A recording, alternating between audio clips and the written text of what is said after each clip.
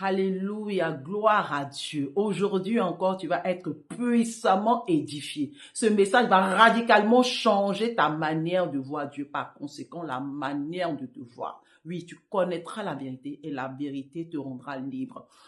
On poursuit cet enseignement sur la femme. J'ai écrit ce livre inimaginable. Oui, femme, réalise qui tu es afin de vivre pleinement ta destinée. J'ai parlé de 2 types de femmes en modèle dans ce livre.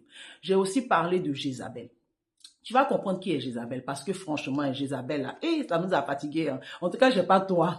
Mais avant, quand j'ouvrais pas ma Bible, je pensais que Jézabel, par rapport à ce qu'on me faisait comprendre, c'était une femme qui était habillée d'une manière sexy, vulgaire, ou bien c'était une femme qui était maquillée exagérément. Même maquillée légèrement. Donc, c'était une Jézabel. Alors, du coup, pour ne pas être une Jézabel, on devait se mettre des voiles, des longues jupes. C'est-à-dire, tu vois, cette attitude-là. Moi, je suis passée par là.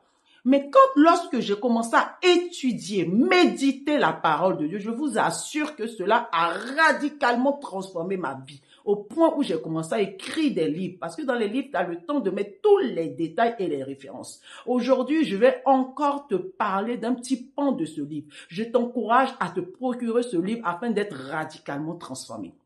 Bien-aimé, je vais te dire, Jézabel, réellement, c'est quoi? Jézabel ne fait pas allusion à un style vestimentaire ou à du maquillage ou quoi que ce soit. Pas du tout.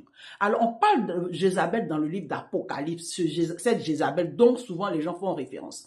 Quand tu étudies les Écritures et que tu vois qu'on parle d'une personne, ce que je t'invite à faire, c'est de te poser la question, est-ce qu'on a déjà parlé de cette personne dans la Bible? Par exemple, quand tu lis le livre de Romains et qu'on te dit que Jésus est le second Adam, il faudra que tu saches qui était Adam dans la Bible. Est-ce qu'il a déjà existé? Et si tu sais qui est Adam, alors tu vas commencer à mieux comprendre pourquoi on dit que Jésus est le second Adam. D'accord? Donc, là, on te parle de Jézabel. Alors, c'est dans le livre de Apocalypse. Dans Apocalypse, on voit que l'Esprit de Dieu est en train de faire des remarques, des reproches aux personnes afin que ces personnes puissent être transformées, changer leur manière de faire. Donc, on parle à 7 pasteurs, donc des messagers des églises. Donc, c'est des pasteurs, d'accord? Donc, ces pasteurs-là, l'Esprit de Dieu est en train de leur dire, voilà ce que j'approuve chez toi, mais voilà ce que je désapprouve chez toi, d'accord? Donc, on va prendre un exemple.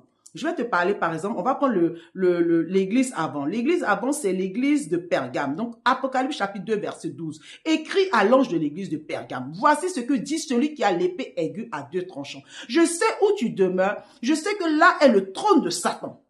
D'accord? Donc, même là, où dans ton église où tu es, le trône de Satan y est.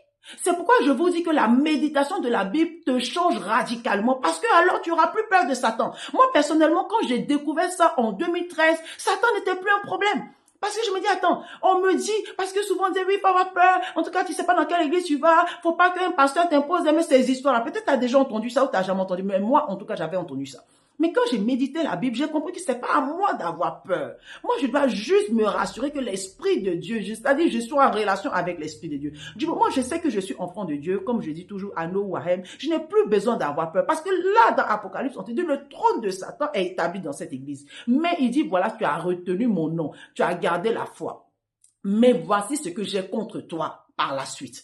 Maintenant, on va aller dans ce qui concerne Jézabel. Apocalypse chapitre 2, verset 18. Donc, écrit au pasteur, donc au messager de l'église de Thyatire. Voici ce que dit le Fils de Dieu, celui qui a les yeux comme une flamme de feu et dont les pieds sont semblables à de l'airain ardent. Je connais tes œuvres, ton amour, ta foi, ton fidèle service, ta constance et tes dernières œuvres sont même plus nombreuses que les premières. Mais, d'accord? Donc, il y a toujours mais. Maintenant, dans le mais, il dit ce que j'ai contre toi, c'est que tu laisses la femme Jézabel. La femme Jézabel. Donc, Jézabel, au fait, c'est-à-dire ce pasteur allait comprendre parce qu'il va développer. D'accord? Donc, il dit, qui se dit prophétesse, enseigner et séduire mes serviteurs pour qu'ils se livrassent à l'impudicité et qu'ils mangent des viandes sacrifiées aux idoles. Donc, le souci, c'est quoi? Elle se dit prophétesse, c'est-à-dire elle n'est pas, elle se dit. Parce que dans la Bible, le problème, le fait qu'une femme ait un ministère, c'est pas ça le sujet. C'est même pas ça. En fait, souvent, ça a été détourné pour dire, oui, dès qu'une femme commence à parler, on dit Jézabel. Pourquoi? Parce qu'on dit, genre, elle n'a pas le droit de parler. Non. La Bible, à moins que tu ne lises pas la Bible. Pourquoi? Parce que Déborah était prophétesse. Myriam, la sœur de Moïse, était prophétesse. Donc, Dieu n'est pas en contradiction avec son œuvre à lui-même. Non, il dit que cette femme se fait passer. Donc, il est en train de parler à des pasteurs. C'est pourquoi je t'ai dit que quand tu es à l'église de Pergame au préalable, c'est aussi un pasteur à qui il fait des reproches. C'est pas parce qu'il fait des reproches à un pasteur que ça veut dire que quand un homme commence à prêcher, ça y est, on dit voici telle personne. Non, c'est pas ça le sujet. Il est en train d'expliquer un élément, un fait important. Pourquoi cette femme, il a nommé Jézabel? Parce que quand tu vas voir qui est Jézabel, tu comprends que Jézabel a été la femme de Akab. Alors que tu vas voir que dans la loi de Moïse, il n'était pas, c'est-à-dire que tu n'avais pas le droit de te marier avec une femme étrangère, déjà premièrement. De deux, pourquoi Dieu avait dit ça au travers de la loi? Parce que les femmes étrangères, à cette période, elles ne connaissaient pas l'Éternel des armées, le Dieu Tout-Puissant. Donc, ils avaient différents dieux. Donc, il ne voulait pas que le peuple d'Israël aille faire alliance avec ces femmes-là, de peur que ces hommes-là puissent se détourner et adorer d'autres dieux que Dieu. Quand Dieu dit « je suis jaloux », la seule fois où Dieu parle de la jalousie, c'est par rapport à l'idolâtrie. C'est quelque chose que Dieu n'aime pas, parce que l'idolâtrie t'emmène à la destruction. L'idolâtrie t'amène à faire des abominations. La preuve, on voyait que ces personnes-là, ces peuples-là, emmenaient leurs enfants à les faire immoler, pensant qu'ils rendaient un culte à leur Dieu, alors que c'était pas des dieux. Bref, donc vous allez comprendre que cette Jézabel-là, lorsque Akab va se marier, on voit que Jézabel était la fille du roi de Sidon. Et donc, on voit que les Sidoniens adoraient Baal. Donc, on voit que avec Baal, c'est des sacrifices d'humains, c'était des abominations incroyables. Alors que déjà même, cette nation-là, c'est-à-dire ce peuple, la Samarie, était déjà dans une abomination pas possible avec Jéroboam dans l'histoire. Donc, quand tu connais le contexte, en fait, tu n'es pas, quelqu'un tu es en train de prêcher, et puis quelqu'un écrit Jézabel, tu souris, et puis tu dis, Saint-Esprit de Dieu, je déclare que tu touches puissamment son cœur, parce qu'il n'a pas compris. Ça montre par là que la personne n'a rien compris à la Bible. Il répète des choses. Et moi, je ne veux plus répéter des choses, c'est-à-dire, je ne veux plus répéter, même, je ne vais pas te perroquer stupidement, je vais répéter, je vais te perroquer du Saint-Esprit. C'est ce que le Saint-Esprit me dit, je vais répéter. Et je prie que tu sois le perroquet du Saint-Esprit, que tu répètes ce que le Saint-Esprit te dit. Mais pour que tu sois perroquet du Saint-Esprit, pour que tu répètes ce que le Saint-Esprit te dit, il faut que tu aies une communion avec le Saint-Esprit. J'avais parlé de la dernière fois, devient intime de Dieu comme Marie de Magdala.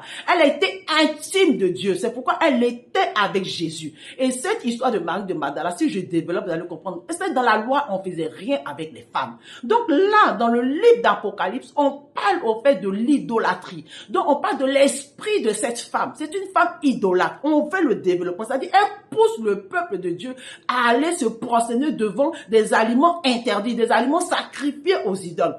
Pourquoi? Parce qu'il y avait toujours de l'idolâtrie dans ces régions-là. Alors que non, alors que l'Éternel, le Dieu Tout-Puissant, veut qu'on l'adore lui seul. Il est le seul chemin, la vérité et la vie. Il est le seul. Il n'y a pas d'autre Dieu. Donc, Jézabel, c'est une personnalité. Jézabel, c'est un comportement. Donc, cette personnalité qui était la femme d'Akab, donc la fille du roi de Sidon, donc la reine Jézabel qui va se marier à Akab, va conduire le peuple d'Israël vers l'idolâtrie, à adorer Baal, Astarté et tout ça. On sait, c'est pour ça que vous avez vu un moment, Élie était désespéré parce que la femme elle avait le pouvoir, l'autorité. C'est-à-dire que c'est pourquoi dans mon livre j'ai écrit deux types de femmes. Quand le Saint-Esprit m'a révélé qu'il y a une femme, il dit ne te tais pas. Si tu te tais, les femmes Jézabel vont se lever et si elles prennent le dessus, vous êtes foutus. C'est pourquoi Dieu veut que la femme, selon le plan de Christ, et puis je vous ai dit que la femme, au fait, Dieu va mettre le Saint-Esprit dans la femme afin que la femme, comme Déborah, puisse se lever et aller manifester la justice de Dieu, aller manifester la gloire de Dieu. Le Seigneur n'a aucun problème avec le fait que tu sois une femme. Il n'a aucun problème. Au contraire, il s'est révélé à Marie de Magdala. Il a dit, va annoncer ma résurrection. Mais c'est à toi de savoir qui tu es. Est-ce que quand tu te regardes, tu es Jézabel? Est-ce que tu es cette femme par qui, lorsque les gens arrivent, tu les détournes de la voie de Dieu? Ou est-ce que tu es cette femme que lorsque les gens viennent vers toi, tu les conduis vers ton Sauveur? Par ton témoignage, par ta manière de faire. C'est-à-dire, tu es une femme de parfum, de bonne odeur. Tu es une intercesseuse pour ta famille, pour ta nation. Tu es cette femme qui ne parle que de Jésus. Tu es un témoignage de Christ sur cette terre. Je suis une ambassadrice de Jésus. Je déclare que tu réalises que Jézabel, ce n'est pas toi. Je déclare que tu dises et que tu réalises que tu as été choisi afin de manifester la puissance, la gloire de Dieu. Je déclare que tu réalises que tu as de la valeur dans les mains de ton Seigneur et que l'Esprit de Dieu est en toi afin que tu marques la différence, oui, au travers de ta vie. Une multitude de femmes se doit d'être transformées, se doit d'être changées. I know who I am. Yes, je sais que je suis. 7, j'ai le corps d'une femme, mais les